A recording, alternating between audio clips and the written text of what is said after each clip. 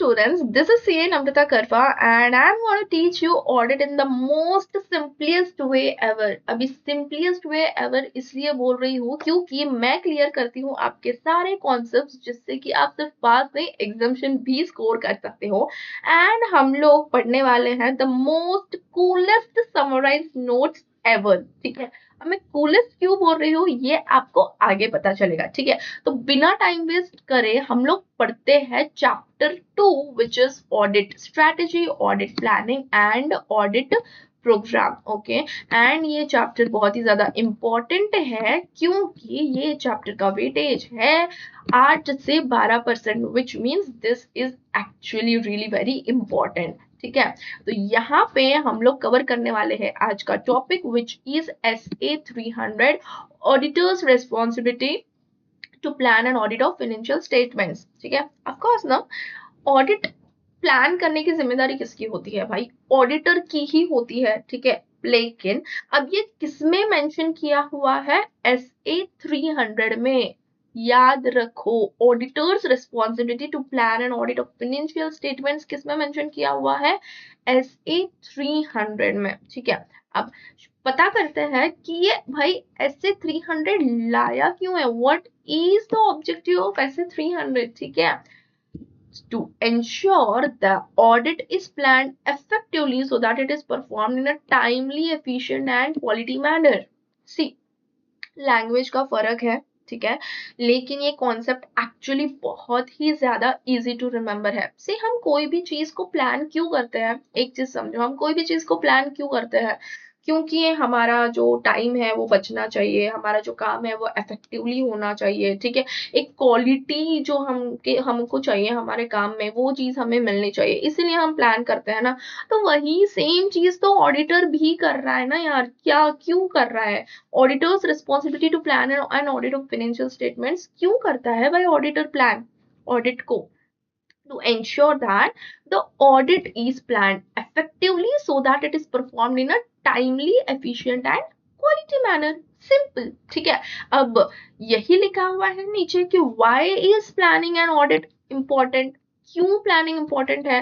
अब आप ही बताओ, किसी भी चीज को प्लान करना क्यों इंपॉर्टेंट होता है? क्योंकि वो बहुत ज्यादा इफेक्टिवली, सिस्टमैटिकली वो चीज कंडक्ट होनी चाहिए, फ्लो में कंडक्ट होनी चाहिए, है ना। ठीक है, तो यही चीज लिखी हुई है, planning helps the auditor carry out the audit systematically and efficiently.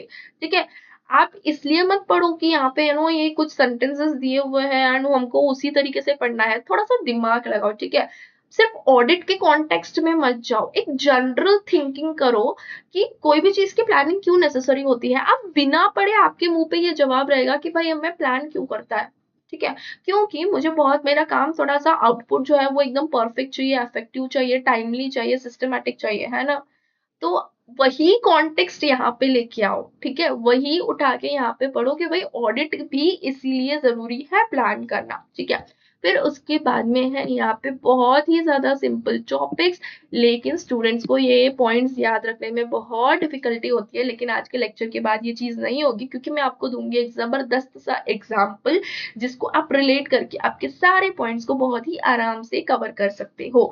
अब की बेनिफिट्स, ये वाला जो क्वेश्चन है वो आ सकता है 5 मार्क्स के लिए गाइस। 5 मार्क्स मतलब अगर ये क्वेश्चन आ गया ना तो आप ऐसे समझो आपके लिए ये बोनस क्वेश्चन है, इसको बिल्कुल लूज नहीं करना है, एकदम परफेक्ट तरीके से लिख के आना है एग्जाम में। अब कैसे कैसे वो मैं बताती हूँ। Key benefits of planning on audit, assume करो कि आप ट्रिप पे जाने वाले हो एंड ठीक है, आप ट्रिप के जाने के लिए आप प्लानिंग कर रहे हो। ठीक है, तो वहां पे आप क्या क्या प्लान करोगे मुझे बताइए। अगर आप ट्रिप पे जाने वाले हो तो सबसे पहले आप फिगर आउट करोगे कि हमको कहाँ जाना है, किसके साथ जाना है, कैसे जाना है, रोडवेज, एयरवेज या फिर क्रूज। ओके, राइट, तो डेस्टिनेशन डिसाइड करोगे आप, फिर उसके बाद में किसके साथ जाना है ये भी डिसाइड करोगे आप, क्योंकि ऑफ कोर्स ना, लाइक माहौल तो चाहिए ना, अच्छे फ्रेंड्स चाहिए हमारे साथ में जिसके साथ मजा कर सके, राइट। फिर उसके बाद में आप देखोगे कि उस एरिया में जाने के बाद आपके लिए मतलब क्या एसेंशियल चीजें हैं जो आपको देखनी है। आपको होटल की बुकिंग पहले करके रखनी पड़ेगी, आपको कैब की बुकिंग पहले करके रखनी पड़ेगी, या फिर आपको देखना पड़ेगा कि वहां पे खाने पीने की कोई सुविधा है या नहीं है, जैसे कि वेज मिलता है, नॉन वेज मिलता है, आप जैन हो, ठीक है, मेरी तरह। तो उस केस में आपको किन किन चीजों के लिए पहले ही प्री प्लान करके रखना पड़ेगा, ठीक है।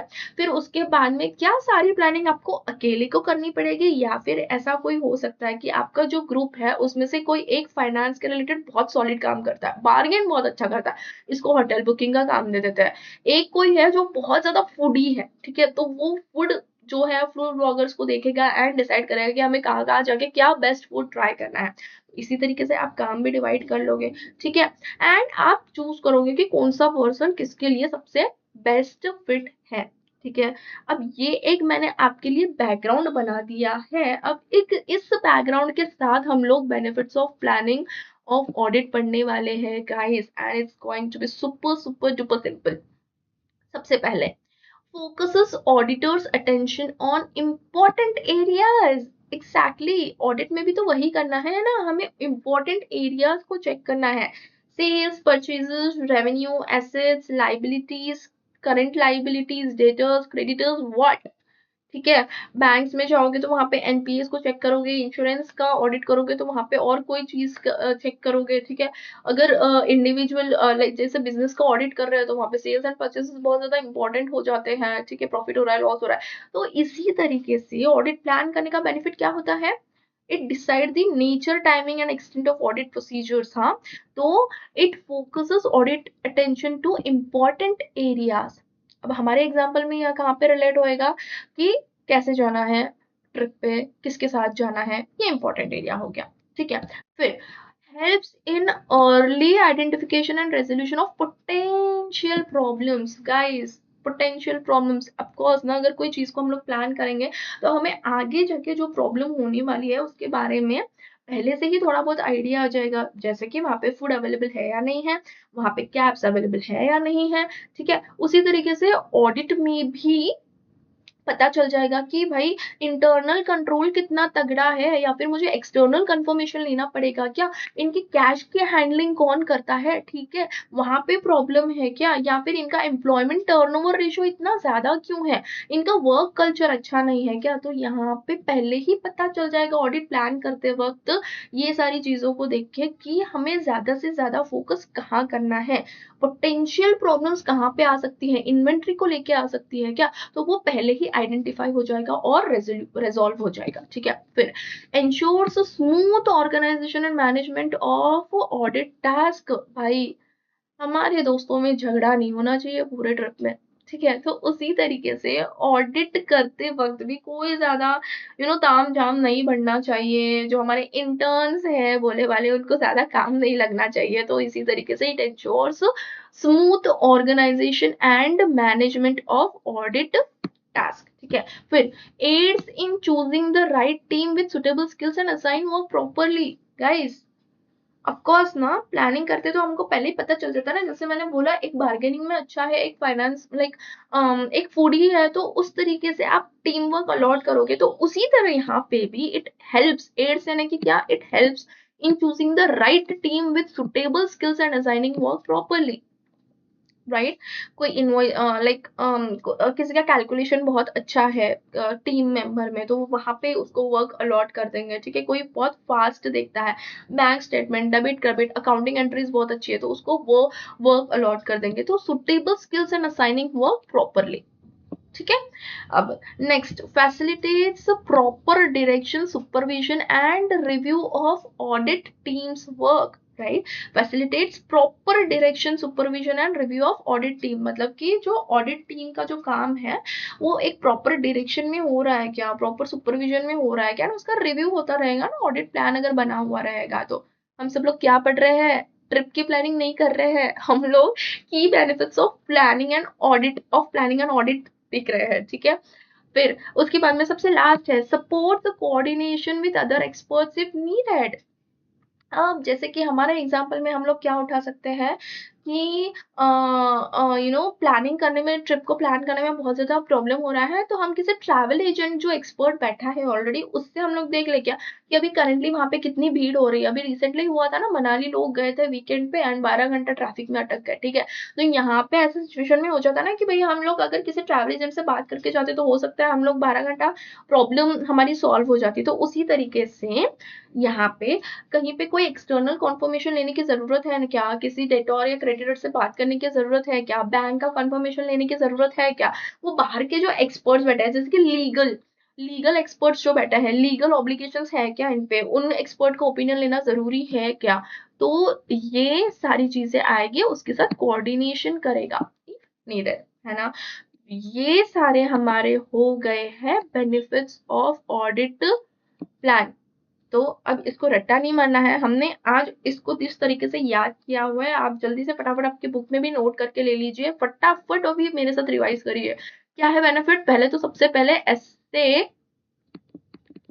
300 में ये लिखा हुआ है, ठीक है, ये ऐसे 300 में लिखा हुआ है, planning helps the auditor carry out audit systematically and efficiently, and this is a part of SA 300, ठीक है।